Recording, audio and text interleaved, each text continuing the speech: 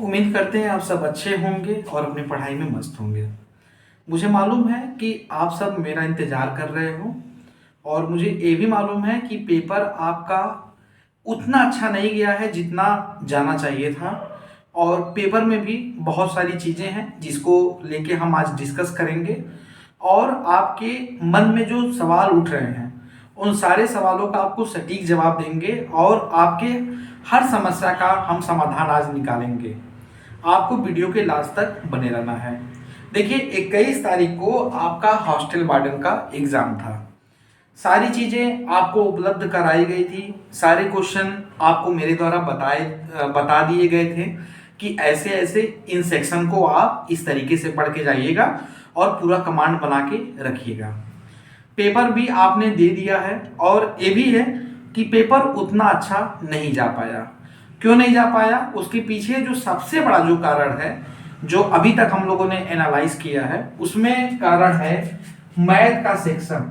Math के section में बहुत ज़्यादा आप लोगों को प्रॉब्लम फेस करनी पड़ी है क्योंकि मैथ का उतना बड़ा लेवल नहीं पूछना था एग्जाम में, लेकिन पता नहीं किस एग्जामिनर ने किस तरीके से या किस फार्मूले से जो है मैथ को बहुत हाईलाइट करके और बहुत ही एक कह सकते हैं कि हार्ड लेवल का पेपर तैयार किया और आप लोग के समझ जो है वो पेपर में आया।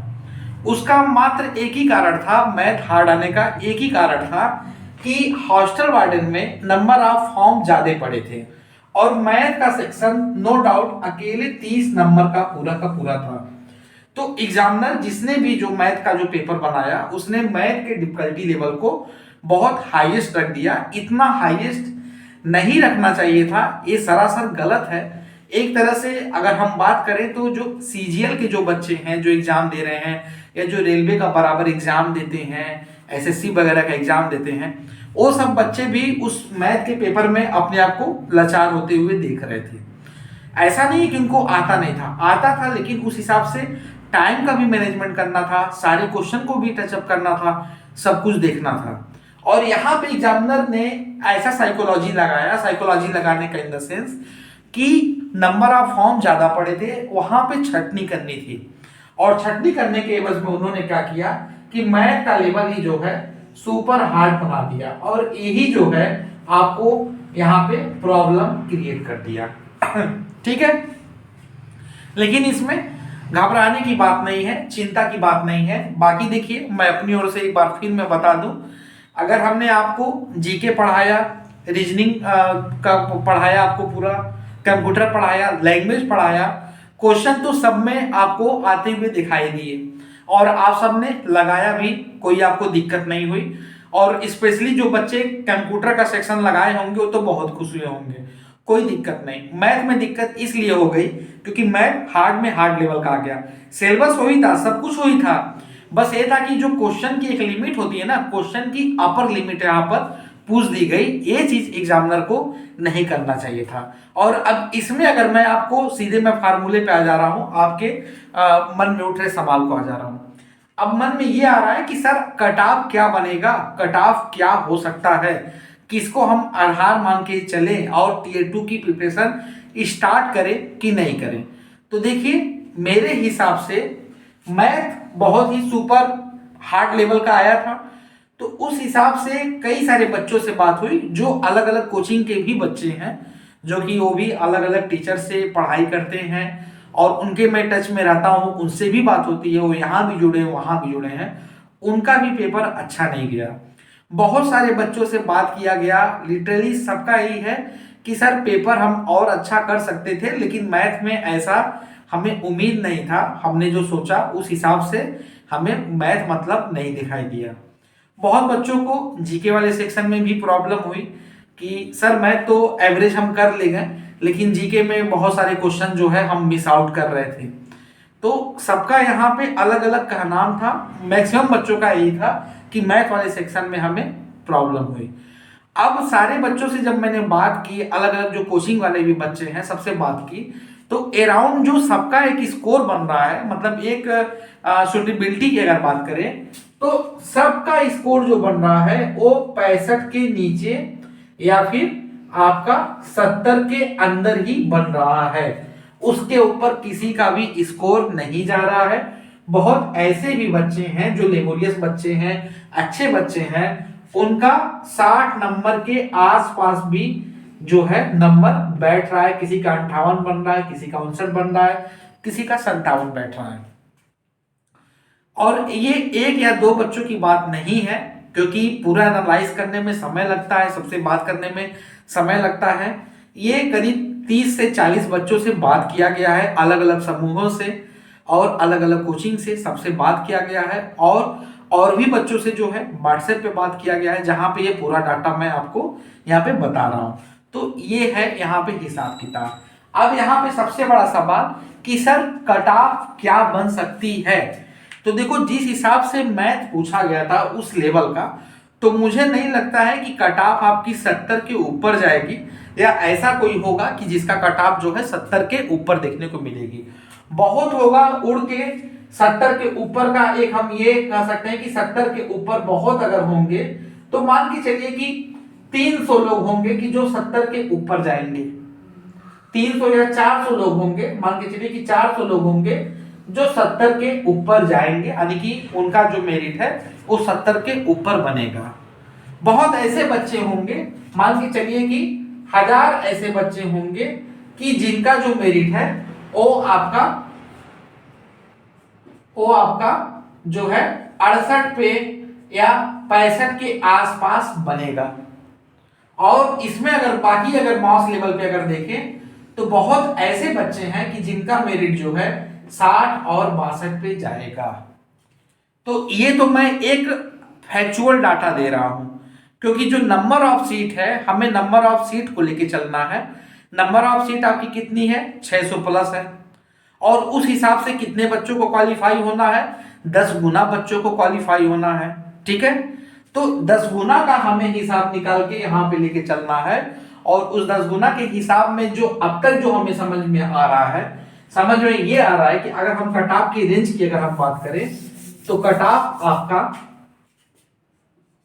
मेरे हिसाब से जो कैलकुलेटिव आपको बता रहा हूं वो 60 नंबर के आसपास बननी चाहिए। 60 नंबर के आसपास आपकी कट ऑफ बननी चाहिए अकॉर्डिंग टू योर पेपर। आपके पेपर के अकॉर्डिंग, आपके पेपर के डिफिकल्टी के अकॉर्डिंग जो आपकी जो कट ऑफ है वो 60 नंबर के आसपास बननी चाहिए। अगर आपका 60 से 62 नंबर आ रहा है और अगर आप जनरल कैटेगरी के हो तो आपको कोई दिक्कत नहीं है। आपको आगे की प्रिपरेशन, आने की टीयर 2 की प्रिपरेशन आपको स्टार्ट कर देनी चाहिए, बेहिचक के आपको स्टार्ट कर देनी चाहिए। और अगर आपकी कोई कैटेगरी है, जैसे मान लो आप ओबीसी कैटेगरी के हो या ईडब्ल्यूएस कैटेगरी के हो, और आपका स्कोर अगर 58 बन रहा है, 58-59 बन रहा है, तो आपको भी अपनी प्रिपरेशन स्टार्ट कर देनी चाहिए टीयर 2 की। और अगर आपकी एससी कैटेगरी है और अगर आपके 54 नंबर बन रहे हैं या आपके 55 नंबर बन रहे हैं, तो आपको भी यहाँ पे स्टार्ट कर देनी चाहिए। तो इस हिसाब से जो ओबीसी या ईडब्ल्यूएस वाले हैं इनका मैंने यहाँ पे डिसाइड कर दिया, जनरल वालों का डिसाइड कर दिया, और एससी वाले बच्चों का यहाँ पे डिसाइड कर दिया। तो यही मतलब कट ऑफ की रेंज मेरे हिसाब से जो अब तक जो एनालाइज किया गया है वो इतनी होनी चाहिए, इससे ऊपर नहीं जानी चाहिए कट ऑफ। यार आप लोग लिटरली विश्वास मानो कि पेपर का लेवल बहुत ही टफ लेवल का था। ऐसा कोई बंदा नहीं जो मतलब फंसा नहीं उस पेपर में। सभी लोगों ने मुझे बताया कि मैथ के लेवल को लेके हमें बहुत ज़्यादा दिक्कत सर उठाना पड़ा, और उतना एडवांस मैथ की उम्मीद हम नहीं रखे थे कि इतना अपर लेवल की जो है मैथ हमसे पूछी जाएगी। कुछ बच्चे ऐसे थे कि जो मैथ में जिन्होंने एवरेज किया तो उनके साथ दिक्कत क्या हुई कि वो रीजनिंग या जीके के सेक्शन में थोड़ा सा अपने आप को अनकंफर्टेबल महसूस किए कि सर कुछ क्वेश्चन जो है हमसे स्लिप आउट हो गए या हमने जो है गलत लगा दिया। जैसे एक क्वेश्चन आया था हाइड्रोपोनिक्स का, जो कि एग्रीकल्चर साइंस का था। मैक्सिमम बच्चों ने उस क्वेश्चन को गलत लगा दिया, किसी को भी आइडिया नहीं कि हाइड्रोपोनिक्स क्या है, और मैक्सिमम बच्चों ने उस क्वेश्चन को गलत लगा दिया। 30 में से मैं 15 बच्चों की बात करूंगा कि जिन्होंने हाइड्रोपोनिक्स गलत लगा के है। तो ऐसे बहुत सारे ऐसे भी क्वेश्चन थे कि जो आते हुए क्वेश्चन थे लेकिन माइंड से हमारे स्लिप आउट हो गए। तो घबराने की बात नहीं है, सोचने की बात नहीं है। और देखो एग्जाम में क्या होता है ना कि बहुत चीजें डिसाइड नहीं होती है। देखो हमने भी अपने ओर से पूरा प्रयास किया था, आपको पांचों सेक्शन, चाहे आपका जीके का सेक्शन हो गया, चाहे आपका रीजनिंग का सेक्शन हो गया, चाहे आपका हिंदी या इंग्लिश हो गया, ठीक है, या फिर चाहे तो आपका जो है यहाँ पे आईसीटी का सेक्शन हो गया, सब में हम लोगों ने मिल के अपना फुल कोऑपरेशन दिया था, सब कुछ आपको गाइड किया गया था। मैथ में भी आपको पूरा गाइड किया गया था।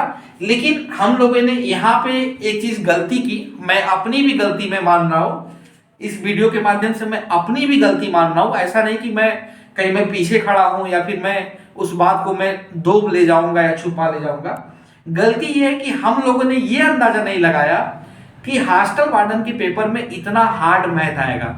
और मैथ ये पहली बार आ रहा था, क्योंकि पहली बार हॉस्टल वार्डन के एग्जाम में मैथ आना था, लेकिन इस लेवल का मैथ आएगा ये बात का यहाँ पे कोई भी मतलब गारंटी नहीं था कि इस लेवल का आएगा, क्योंकि हॉस्टल वार्डन में मैथ का कोई काम नहीं। और जितने भी कॉम्पिटिटिव एग्जाम होते हैं, चाहे आप एसएससी का एमटीएस उठा लो या जो आपके जो छोटे मोटे एग्जाम होते हैं, इतना हार्ड मैथ आता नहीं है। तो इस बात का हम लोगों ने ये मान के चला था कि उतना लेवल नहीं आएगा, एक एवरेज लेवल का मैथ आएगा और बच्चे उसको टेकल कर ले जाएंगे, हैंडल कर ले जाएंगे। लेकिन यहाँ पे एग्जामिनर की साइकोलॉजी ये थी या ऊपर से ऑर्डर ये था कि नंबर ऑफ फॉर्म ज्यादा पड़े हैं तो इसके अकॉर्डिंग जो है मैथ का डिफिकल्टी लेवल आपको हाई में हाई रखना है, मैथ के जरिए ही जो है कट ऑफ का यहाँ पे डिसाइडेशन होना है। तो उन्होंने मैथ के लेवल को हाई रखा, लेकिन उसमें भी घबराने वाली बात नहीं है।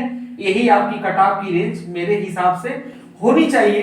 जिस हिसाब से कैंडिडेट का पेपर गया, जिस हिसाब से बच्चे परेशान हुए, और इसमें पूरी जो सीट है वो है आपकी 635 सीट है, जिसमें मेल फीमेल दोनों का मिला के है। और इन 635 सीटों का अगर आप एक गुणज निकालेंगे तो करीब 6350 बच्चे आपको चाहिए टीयर 1 क्वालिफाई करने के लिए। तो मैं ऐसा मान के चल रहा हूं, एक मैं फैक्चुअल में डाटा दे रहा हूं मेरे हिसाब से, कि चलो 6350 में अभी मैं यहाँ पे 300-400 की मैं बात कर रहा था, थोड़ा सा मैं अपर में चल जा रहा हूं, 500 ऐसे बच्चे होंगे, 500 प्लस ऐसे बच्चे होंगे जिनका स्कोर 70 प्लस गया होगा, 70 के ऊपर गए होंगे, और करीब 1000 बच्चे ऐसे होंगे कि जिनका स्कोर 68 गया होगा। ये भी मैं मान ले रहा हूं, 1000 ऐसे बच्चे होंगे कि जिनका स्कोर जो है वो आपका 64 से 66 के रूप में गया होगा। 2000 ऐसे बच्चे होंगे, देखते जाइए आप लोग, ऐसा नहीं कि मैं कुछ छुपा रहा हूं, 2000 ऐसे बच्चे होंगे कि जिनका स्कोर जो है वो 62 से यहाँ पे 60 के बीच में होगा, और करीब 1000 ऐसे बच्चे होंगे कि जिनका स्कोर जो है 1000 के 2000 ऐसे बच्चे होंगे कि जिनका स्कोर जो है वो 58 से 60 के आसपास होगा। तो अगर आप जोड़ेंगे तो 2 2 4 5 1 6000 और ये 500, ये टोटल कितने हो गए, ये आपके 6500 हो गए। तो एक फैक्चुअल डाटा मेरे हिसाब से, जो मतलब पेपर का जो एक डिफिकल्टी लेवल होता है या जो एक कह सकते हैं कि एक रेंडम जो पैटर्न होता है उसके अकॉर्डिंग ये कट ऑफ की रेंज इतनी होनी चाहिए। बाकी देखिए क्या आता है क्या नहीं आता है, इसको आप देखते रहिए। और मेरी एक आप सबसे एक रिक्वेस्ट है कि देखो एग्जाम से कभी भी डर के भागना नहीं चाहिए, कभी भी निराश नहीं होना चाहिए, कभी भी बैठना नहीं चाहिए, हौसला बना के रखना चाहिए। ये थोड़ी ना कि आपकी लाइफ खत्म हो गई, ये थोड़ी ना कि ये पेपर आपके लाइफ का डिसाइडेशन करेगा या आपके बारे में सोचेगा, कुछ नहीं। हो सकता है कि इससे बढ़िया कुछ आपके लिए लिखा हो, इससे और आगे आपको कहीं जाना हो, ठीक है। तो अपने मन में कभी नकारात्मकता नहीं आनी चाहिए। जो आपका हो गया सो हो गया, अब उस पर आगे बढ़ना है, उस पर अब आगे काम करना है, अलग जो कॉम्पिटिटिव एग्जाम है उस पर फोकस करना है और अपने आप को फिर से उठाना है। कभी भी घबराना नहीं है, कभी भी सोचना नहीं है, कभी भी अपने आप को मिसगाइड नहीं करना है और जीवन में आगे बढ़ना है। जीवन का नाम ही है संघर्ष करो और आगे बढ़ो। तो यही है कि आपको कुछ अपने मन में रिग्रेट नहीं होना चाहिए, कुछ नहीं होना चाहिए, आगे बढ़ो और आगे की चुनौतियों का सामना करो। बस यही मेरी आप सबके साथ यहाँ पे बातें हैं, छोटी सी बातें हैं जो मैं आप सबके समझ बताया हूँ और आपको जानकारी दिया हूँ। बाकी और हाँ, जो बच्चे टीयर 2 का तैयारी करना चाहते हैं, टीयर 2 का बैच ज्वाइन करना चाहते हैं, स्क्रीन पे नंबर जो फ्लैश हो रहा है उसको फॉलो अप करते हुए आप टीयर 2 का बैच ज्वाइन कर सकते हैं। बाकी देखिए एक बात और आप संज्ञान में रख लीजिए, स्टडी विद सुशील सर समझ लीजिए कि एक टीचर ही नहीं, आपका परिवार भी है। अगर आपके साथ कोई दुख मुसीबत आएगी, कोई भी दिक्कत आएगी, मैं आपके साथ खड़ा रहूंगा। और मैं अपनी बात में फिर मैं दोहरा रहा हूं कि कभी ये मत सोचना कि सर ने साथ छोड़ दिया, हाथ छोड़ दिया, अब वो नहीं पूछेंगे या नहीं समझेंगे, ऐसा अपने मन में कभी धारणा मत रखना। सर आज भी आपके साथ है, कल भी आपके साथ रहेंगे और हमेशा आपके साथ रहेंगे। कहीं भी कोई भी जरूरत पड़ेगी, हमेशा आपके साथ खड़े हैं और हमेशा आपके लिए एक मार्गदर्शक की भूमिका में रहेंगे। तो ये है, परेशान मत होना, कोई रहे चाहे ना रहे, बस मुझे याद रखना मैं आपके साथ हूं और हमेशा आपके साथ रहूंगा और आपका हमेशा बनाऊंगा। आज के लिए इतना ही, बहुत बहुत धन्यवाद।